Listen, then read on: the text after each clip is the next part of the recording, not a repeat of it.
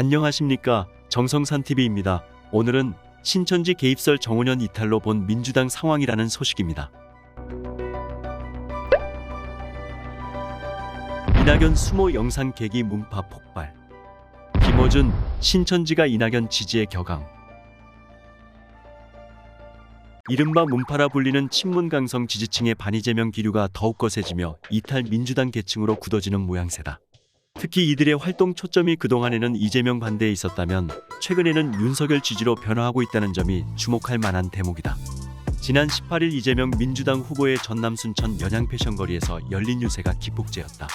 이 후보에 앞서 이낙연 총괄선대위원장이 연설을 하고 있었는데 갑자기 이 후보의 등장 선거송이 나오면서 중단되는 일이 있었다. 이 위원장은 국민이 이미 여기 온 건 아니겠지요 라고 농담을 하며 다시 연설을 이어가려 했으나 불과 몇 분 뒤 또 같은 선거송이 나왔고 이번에는 이 후보가 무대로 올라오면서 연설은 완전히 끊어졌다. 이 위원장은 이 후보 소개와 함께 상황을 수습하려 했으나 마이크가 꺼져버렸고 마이크를 툭툭 쳐보며 확인해보는 장면이 고스란히 전파를 탔다. 곧바로 시작된 기념 촬영에서는 손에 쥔 마이크를 어쩌지 못해 주섬주섬 주머니에 마이크를 챙기는 이 위원장의 모습과 굳어진 표정까지 볼 수 있었다. 민주당 경선 당시 이 위원장을 밀었던 문파들은 수모 능욕이라는 단어를 쓰며 크게 분노했다. 우상호 총괄선대본부장이 진행상 실무자의 실수라며 이 위원장도 문제 삼지 않고 이해했다고 밝혔지만 가라앉지 않았다. 친문 진영에 속한 민주당의 한 관계자는 이 위원장의 수모 영상에서 최근 자신들의 처지가 투영됐을 것이라고 봤다. 3차 민주당 국민선거인단에 신천지 10만 명이 참여해 이낙연 후보를 밀었다던 방송인 김어준 씨의 발언은 폭발의 기름을 부었다. 3차 선거인단 투표 당시 이 위원장이 62.37%, 이 후보가 28.30%를 득표하며 이 위원장이 압도적이었는데 신천지가 개입한 결과였다는 게 요지다. 이 위원장 측에 섰던 윤영찬 의원은 심각한 모독이라며 공개적으로 김 씨 등의 사과를 요구하기도 했다. 그렇지 않아도 김 씨를 비롯한 친여 유튜버들과 문파들은 경선 과정에서 경쟁을 넘어 막말로 서로를 비난하며 여전히 감정에 골이 깊었는데 이번 일로 더욱 악화된 셈이다. 이탈 민주층 윤석열 지지로 결집중. 급기야 이 위원장의 경선 캠프 공보단장을 맡았던 정운현 전 국무총리 비서실장이 21일 윤석열 국민의힘 후보에 대한 지지선언을 하는 일도 벌어졌다. 정운현 전 비서실장의 페이스북 글 20대 대통령 선거에 임하는 입장과 소회. 대선이 불과 보름여 남았습니다.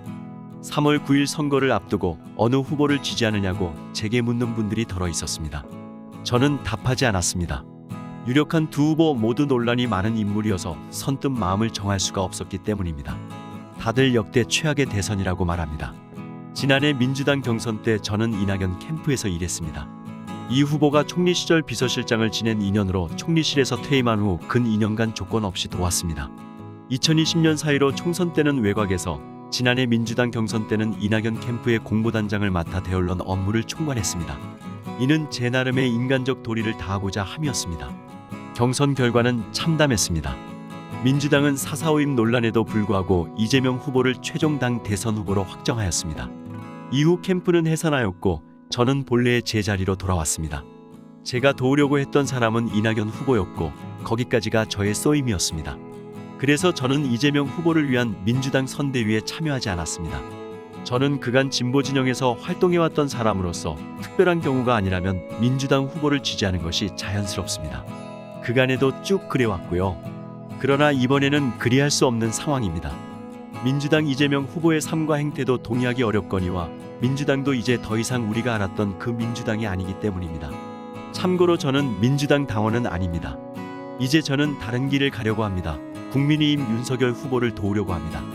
최근 양쪽을 다 잘 아는 지인의 주선으로 윤 후보를 만났습니다. 윤 후보로부터 도와달라는 요청을 받고서 당혹스러웠습니다만 결국은 수락하였습니다. 얼마 전에 미국의 워싱턴 포스트는 제20대 한국 대선은 차악을 뽑는 선거라고 지적했습니다. 제가 윤 후보를 돕기로 한 것은 바로 그 차악을 선택한 셈입니다. 윤 후보를 두고도 말이 많습니다. 국정 경험이 부족하고 무식하다는 지적도 있고 또 검찰공화국을 우려하는 목소리도 많습니다. 저도 잘 압니다. 제가 윤 후보를 지지한다고 해서 그의 삶과 생각을 전부 다 공감하는 것도 아닙니다. 그러나 저는 대통령이 만물박사여야 한다고 생각하진 않습니다. 그보다는 정직성, 투철한 공인의식, 리더로서의 자질 등이 더 중요하다고 생각합니다.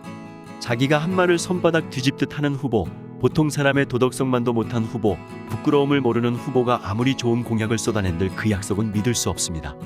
덜 익은 사과는 익혀서 먹을 수 있지만 썩은 사과는 먹을 수 없습니다.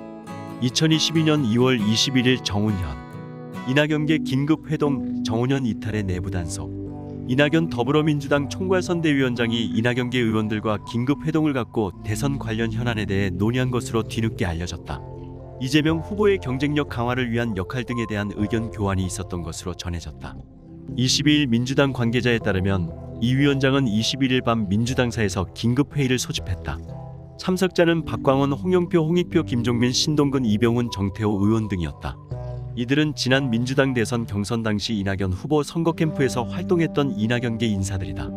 이 자리에서는 이재명 후보의 승리를 위한 효과적인 메시지 강화 및 의원들의 역할에 대한 의견이 나왔다. 이상 정성산TV를 시청해주셔서 감사합니다. 구독과 좋아요, 알림 설정은 많은 도움이 됩니다. 감사합니다.